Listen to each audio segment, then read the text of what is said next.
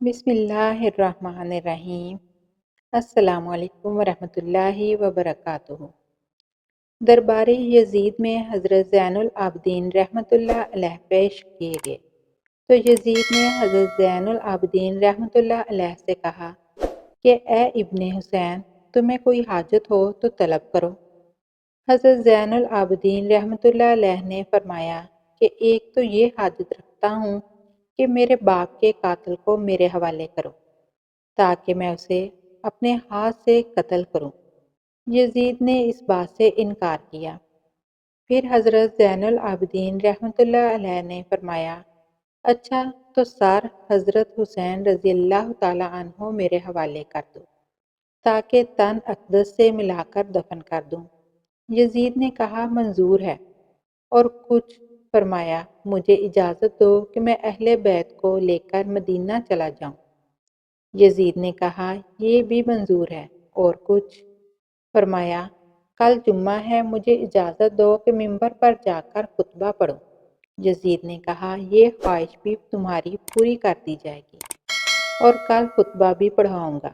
چنانچہ دوسرے روز یزید نے بعد النخواستہ حضرت زین العابدین رحمۃ اللہ علیہ کو خطبہ پڑھنے کی اجازت دے دی۔ اس روز مسجد میں خلقت کا اس قدر ہجوم تھا کہ کسی کو جگہ نہ ملتی تھی۔ حضرت زین العابدین رحمۃ اللہ علیہ ممبر پر رونق افروز ہوئے اور اول نہایت فصاحت و بلاغت سے حمد و نعت بیان کی۔ پھر فرمایا جو مجھے جانتا ہو جانے، اور جو نہ جانتا ہو اب جانے کہ میں نور دیدہ محمد رسول اللہ صلی اللہ علیہ وسلم اور سرور سینہ علی المرتضیٰ اور دل بند فاطمہ الزہرا اور فرزند حسین، جنہیں میدان کربلا میں 3 روز بھوکا پیاسا مظلوم شہید کیا گیا۔ یہ سن کر مسجد میں کہرام مچ گیا، اہل دمشق میں شور برپا ہوا۔ یزید ڈرا اور مؤذن کو اقامت کے لیے اشارہ کیا۔ پس مؤذن نے اللہ اکبر کہا۔ حضرت زین العابدین رحمۃ اللہ علیہ نے اپنا عمامہ اتار کر مؤذن کی طرف پھینکا اور بال سر متحرک کر کے مؤذن سے فرمایا، بحق محمد ذرا ٹھہر جا۔ مؤذن چپ ہو گیا تو حضرت زین العابدین نے فرمایا، اے یزید، محمد صلی اللہ علیہ وسلم تیرے نانا ہیں یا میرے؟ اگر تو انہیں اپنے نانا کہے گا تو تمام عالم تجھے جھوٹا کہے گا، اور اگر میرے نانا کہے گا تو میرے باپ کو مظلوم کیوں شہید کیا، مجھے یتیم کیا، اہل بیت کو شہر بشہر پھرایا، قید کروایا، دربار میں بلایا، میرے باپ دادا کے دین میں رکھنا ڈالا، باوجود یہ کہ ان کا کلمہ پڑھتا پھر بھی شرم نہیں کرتا ہے۔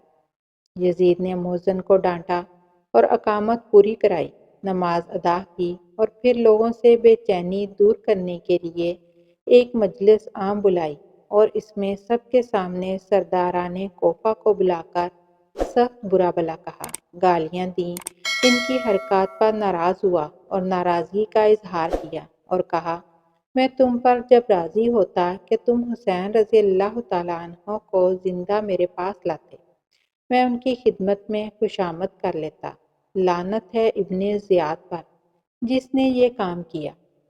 اب محرکین نے لکھا ہے کہ یزید نے ابن زیاد کو حضرت حسین رضی اللہ تعالیٰ عنہ کے قتل کا حکم نہ دیا تھا، بلکہ ابن زیاد نے بذات خود یہ کام کیا، اور جب یزید کے سامنے حضرت امام حسین رضی اللہ تعالیٰ عنہ کا سر لایا گیا تو یزید نے ابن زیاد کو خوب سنائی۔ مؤلف لکھتے ہیں کہ میرے نزدیک یہ بات مورخین نے اپنی طرف سے لکھی ہے، یا پھر یزید نے لوگوں کی لعن طعن سے بچنے کے لیے یہ ڈرامہ کیا تھا۔ اگر یزید کو حضرت امام حسین رضی اللہ تعالیٰ عنہ سے محبت ہوتی تو وہ ابن یزید کو دنیا کی بدترین سزا دیتا اور اپنے ہاتھوں سے اس کی گردن اڑا کر عاشق رسول اللہ صلی اللہ علیہ وسلم ہونے کا ثبوت دیتا، مگر کسی بھی تاریخ کی کتاب میں یہ نہیں لکھا کہ یزید نے ایسا کیا، بلکہ اس نے چند آنسو بہائے اور لوگوں کو صبر کی تلقین کی۔ اس سے معلوم ہوتا ہے کہ یزید بھی اس جرم میں شریک تھا، اور اگر یزید شریک نہیں بھی تھا تو ابن زیاد کے قتل کا حکم نہ دے کر یزید بھی حضرت حسین رضی اللہ تعالیٰ عنہ کے قتل میں شریک ہو گیا۔ اہل بیت کے مال سے فائدہ نہ اٹھا سکے شمر بن جوشن کو حضرت حسین رضی اللہ تعالیٰ عنہ کے سامان سے کچھ سونا مل گیا، جس میں سے کچھ اس نے اپنی لڑکی کو دے دیا تھا۔ اس کی لڑکی نے وہ سونا ایک زرگر کو دے دیا تاکہ وہ اس کے لیے کوئی زیور بنا دے۔ جب زرگر نے سونے کو آگ میں ڈالا تو اس میں بھسم ہو کر رہ گیا۔ شمر نے سنا تو زرگر کو بلا کر باقی سونا بھی اسے دے دیا اور کہا کہ میرے سامنے اس کو آگ میں ڈالو۔ جب زرگر نے اسے آگ میں ڈالا تو وہ بھی بھسم ہو گیا۔ اسی طرح روایت ہے کہ حضرت امام حسین رضی اللہ تعالیٰ عنہ کے چند اونٹ جو بچ گئے تھے انہیں ظالموں نے ذبح کر دیا اور کباب بنانے ان کا ذائقہ اس قدر تلخ تھا کہ ان کے گوشت میں سے کسی کو بھی کھانے کی ہمت نہ ہوئی۔ میدان کربلا میں یزیدی لشکر کے ایک سپاہی نے حضرت امام حسین رضی اللہ تعالیٰ عنہ کو اپنی تلوار سے زخمی کر دیا تو امام حسین رضی اللہ تعالیٰ عنہ نے سخت تکلیف میں تڑپ کر اس کو بددعا دی کہ اے میرے اللہ تو اس شریر کو اپنے عذاب میں گرفتار کر لے۔ اللہ تعالیٰ کی شان کہ حضرت امام حسین رضی اللہ تعالیٰ عنہ کی بددعا بارگاہ الہی میں اسی وقت قبول کر لی گئی، جس کا نتیجہ یہ ظاہر ہوا کہ اس بدبخت کو اس وقت قضائے حاجت کا شدید تقاضا ہوا تو آپ کو چھوڑ کر ایک جھاڑی کی طرف بھاگا۔ جب وہ برہنہ ہو کر بیٹھا تو اچانک ایک سیاہ بچھو نے اس کو ڈنگ مارا، جس کی وجہ سے وہ اپنی نجاست میں آلودہ ہو کر تڑپ تڑپ کر مر گیا۔ کربلا سے حضرت امام حسین رضی اللہ تعالیٰ عنہ کا سر مبارک خولی بن یزید لے کر رات کے وقت جب قصر امارت میں پہنچا تو گورنر ہاؤس اس وقت بند ہو چکا تھا۔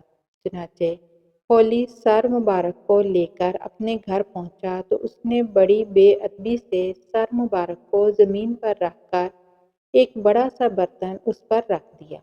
خولی کی بیوی نے جب یہ بے ادبی دیکھی تو کہا کہ خدا کی قسم میں تمہارے گھر میں اب نہیں رہوں گی۔